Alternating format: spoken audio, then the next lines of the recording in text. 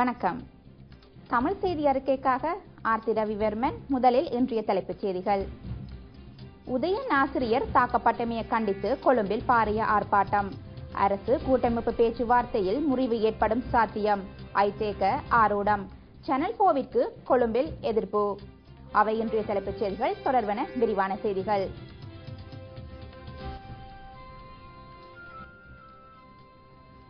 யாழ்ப்பாணத்திலிருந்து வெளியாகும் உதயன் தினசரி பத்திரிகையின் செய்தி ஆசிரியர் ஞானசுந்தரம் குகநாதன் தாக்கப்பட்டமையை கண்டித்து ஆர்ப்பாட்டம் ஒன்று மேற்கொள்ளப்பட்டது. கொழும்பு லிப்டன் சுற்றுவட்டத்தில் இந்த ஆர்ப்பாட்டம் இன்று நண்பகல் மேற்கொள்ளப்பட்டது.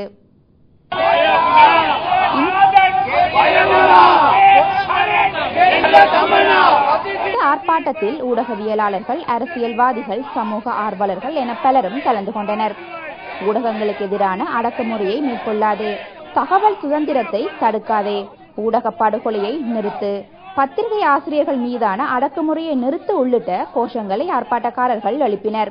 இந்த ஆர்ப்பாட்டத்தில் 5 ஊடக அமைப்பின் பிரதிநிதிகளும் கலந்து கொண்டனர்.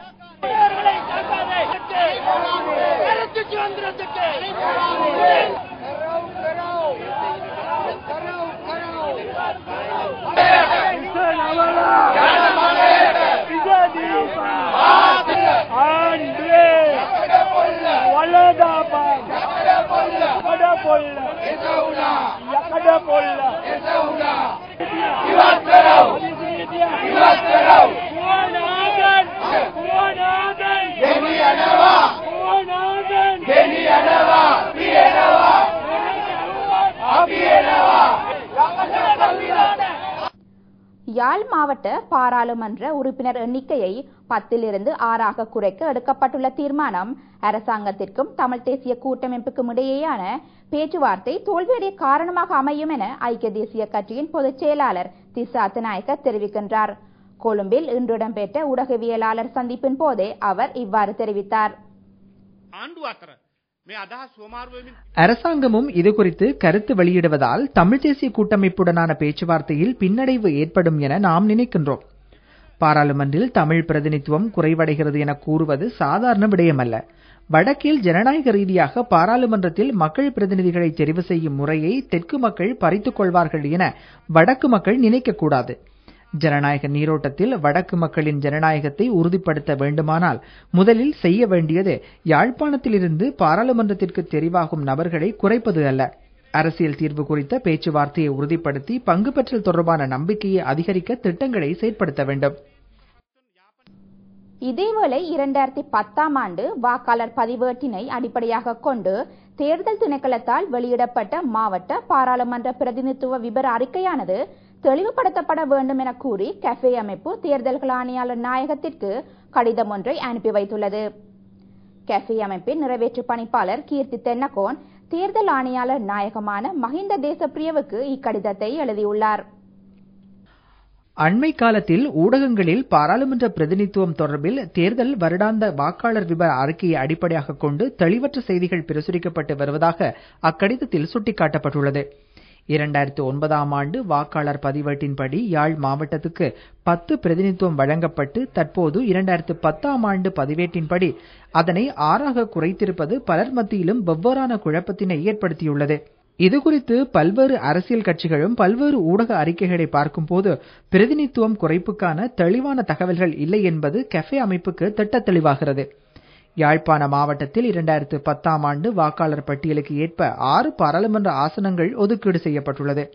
யாழ்ப்பாணம் மற்றும் வன்னி மாவட்ட பாராளுமன்ற உறுப்பினர்களின் எண்ணிக்கை மற்றும் வாக்காளர் பதிவேட்டின் வேறுபாடுகள் என்பவை குறித்து மக்களுக்கு தெளிவுபடுத்துமாறு கஃபே இயக்கத்தின் கடிதத்தில் வேண்டுகோள் விடுக்கப்பட்டுள்ளது. வவுனியா மாவட்டத்தில் தேசிய விவசாயிகள் வாரம் மற்றும் கமத்தொழில் கண்காட்சி ஒன்று நேற்று முதல் நடைபெறுகின்றது. நேற்று ஆரம்பமான இந்த கமத்தொழில் கண்காட்சி எதிர்வரும் 5ஆம் திகதி வரை நடைபெறும். அன்று நாங்கள் அதிக அளவில் கோதுமை மாவை இறக்குமதி செய்தோம். இன்று அது படிப்படியாக குறைக்கப்பட்டுள்ளது. வெளிநாட்டிலிருந்து இறக்குமதி செய்யும் மாவினால் செய்யப்படும் உணவுப் பொருட்களை இலங்கையில் உணவிற்கு சேர்த்துக் கொள்ளாத நிலை இருக்க வேண்டும் என்பதே எனது பிரார்த்தனையாகும். வெளிநாட்டிலிருந்து மா இறக்குமதியை நிறுத்தினால் அதிக அளவு பணம் மீதமாகும். இதனால் சாதாரண விவசாயிகளின் வாழ்க்கை தரம் உயர்வடையும். ஆனால் இன்று மக்கள் நிலத்தோடு போராடி உழைத்தும் அதன் பிரதிபலன்களை வெளிநாட்டினரே அனுபவிக்கின்றனர். நாட்டின் இறைமைக்காக வேண்டி அனைவரும் ஒன்றிணைந்து செயற்பட வேண்டிய தருணத்தில் எதிர்க்கட்சியில் உள்ள சிலர் கண்மூடித்தனமாக செயற்பட்டு வருவதாக நீதியமைச்சர் ரவுப் ஹக்கீம் குற்றம் சுமத்தியுள்ளார். கடந்த உள்ளூராட்சி சபை தேர்தலில் ஸ்ரீலங்கா முஸ்லிம் காங்கிரஸ் சார்பில் போட்டியிட்டு வெற்றி பெற்ற உறுப்பினர்களின் பதவியேற்பு நிகழ்வில் உரையாற்றிய போதே அவர் இக்குற்றச்சாட்டை முன்வைத்தார். இந்த நாட்டின் பிரதான எதிர்க்கட்சிக்குள் பெரிய பிளவு ஏற்பட்டுள்ளது என்பதை இட்டு யாரும் கவலையடைவர். வலுவான ஜனநாயக நாட்டில் வலுவான எதிர்க்கட்சி ஒன்று இருக்க வேண்டியது எல்லோராலும் ஏற்றுக்கொள்ளப்பட்ட ஒன்று. ஆனால் இந்த வேளையில் எதிர்க்கட்சி தலைவர் உள்ளிட்டவர்கள் நாட்டுக்கு எதிராக சர்வதேசத்தில் கொண்டு செல்லும் பிரசாரங்களுக்கு எதிராக செயற்பட முற்படுவார்கள் என ஐக்கிய தேசிய கட்சிக்குள் குழப்பம் விளைவிப்பவர்கள் குற்றம் சுமத்துகின்றனர். எமக்குள் பல கருத்து வேறுபாடுகள் காணப்படலாம். ஆனால் நாட்டின் இறைமை, நாட்டின் சுதந்திரம் என்பவற்றில் கையடிக்கும் வழிசக்திகளுக்கு நாம் எவரும் அடிபணிய கூடாது என்பதே எமது நிலைப்பாடு. இலங்கையின் இறுதிக்கட்ட யுத்தத்தின் போது இடம்பெற்றதாக கூறப்படும் யுத்த குற்ற செயல்களை ஆதாரப்படுத்தும் வகையில் சேனல் 4 தொலைக்காட்சி வெளியிட்டுள்ள காணொளிக்கு எதிர்ப்பு தெரிவித்து கொழும்பில் ஆர்ப்பாட்டம் ஒன்று மேற்கொள்ளப்பட்டது. கொழும்பு கோட்டை புகையிரத நிலையத்திற்கு முன்பாக இன்று பிற்பகல் இந்த ஆர்ப்பாட்டம் மேற்கொள்ளப்பட்டது.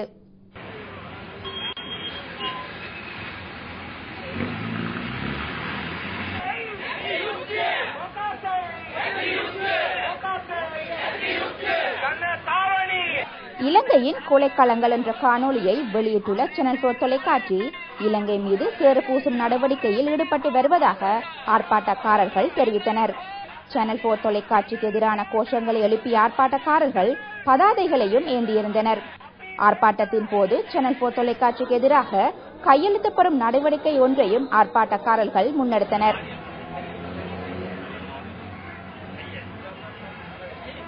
நாட்டில் தற்போது காணப்படும் பல்கலைக்கழக சட்டமூலத்தில் திருத்தத்தை கொண்டுவர நடவடிக்கை எடுப்பதாக உயர்கல்வி அமைச்சர் SP திசாநாயக்க தெரிவித்துள்ளார்.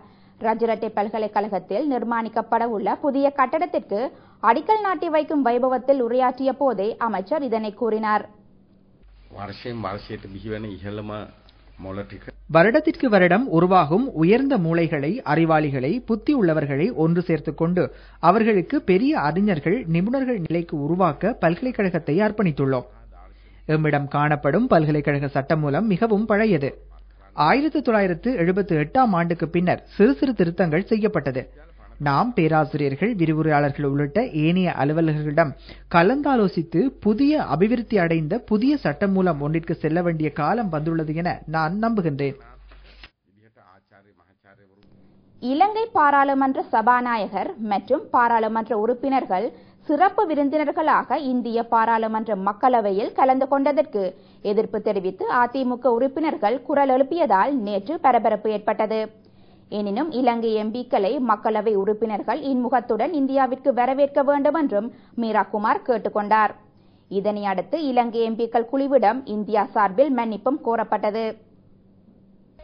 மக்களவை கூடியதும் உரையாற்றிய சபாநாயகர் மீராகுமார் சிறப்பு விருந்தினராக வந்திருந்த இலங்கை பாராளுமன்ற சபாநாயகர் சமல் ராஜபக்ஷ உள்ளிட்டவர்களை எம்பிக்களுக்கு அறிமுகம் செய்து வைத்தார். இதற்கு தமிழகத்தை சேர்ந்த அனைத்து எம்பிக்களும் கடும் எதிர்ப்பு தெரிவித்தனர். அப்போது தம்பித்துரை எம்பி தலைமையில் எதிர்ப்பு தெரிவித்த அதிமுக உறுப்பினர்கள் போர்க்குற்றம் சாட்சியில் சிக்கியிருக்கும் இலங்கை பிரதிநிதிகள் இந்திய பாராளுமன்றத்தில் இருக்கக்கூடாது என்றனர்.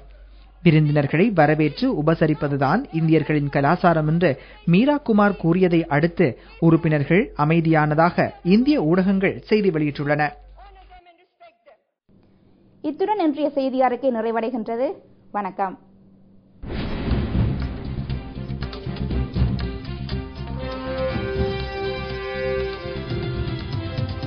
This is Ada Derana, Sri Lanka's prime time news bulletin.